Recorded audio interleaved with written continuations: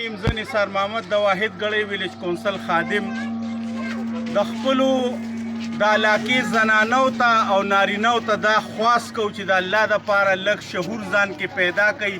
زمونږ چې شناختی کارت ایکسپیر شي نو موږ ځو نادره دفتر ته. زمونږ که د بېنظیري د کارت څه مسله وي یا د اندراج مسله وي نو د الله دپاره د دې خلکو په خبرو کې مه راځئ. مهرباني کوئ د اندراج دپاره ډایرکټ ځئ د بېنظیر انکم سپورټ دفتر ته.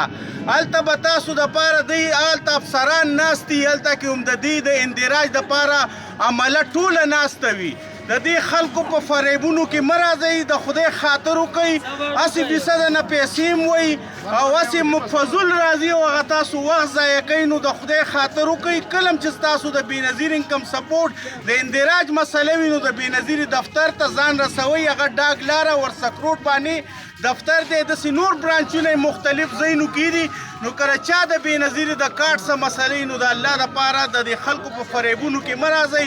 زمونږ دا خواست ومنئ او مهرباني د میډیا سوشل میډیا کسانو ته هم دا خواست کوو چې دا ویډیو زیاته شیر کړئ چې د دې خلکو د شعور دپاره موږ دا آواز وکړلو چې د دې ذهن سازي وشي. نن درېیمه ورځ د دلته یو کس ناست دی او سل روپۍ غونډۍ. نو دا ګوره د دې عوامو مخکې نه د مهنګایۍ په وجه تبعي شوې ده. نو اوس دا نوره د تبعۍ سبب جوړېږي. د الله په خاطر منې شئ د دې فریبونو نه.